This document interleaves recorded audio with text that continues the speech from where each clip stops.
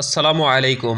Welcome to R agro. সাপ্তাহিক পাইকারি সবজি বাজার দর নিয়ে আপনাদের সাথে আছি রুবেল হাসান নূর নবী। শুক্রবার 1 আগস্ট 2025 মেহেরপুর বড় বাজার ঘুরে পাইকারি সবজির দামের এমন চিত্র দেখা গেছে।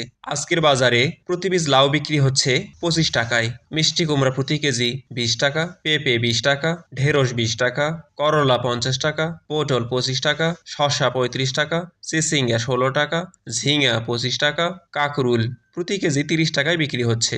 এছাড়া বরবটি প্রতি কেজি 30 টাকা, ধুন্দুল 10 টাকা, টমেটো 90 টাকা, কচুরলতি 30 টাকা, বেগুন 50 টাকা, গোল আলু 18 টাকা, কাঁচা কলা 30 টাকা, কাঁচা মরিচ 130 টাকা এবং চাল কুমড়া প্রতি পিস 20 টাকায় বিক্রি হচ্ছে।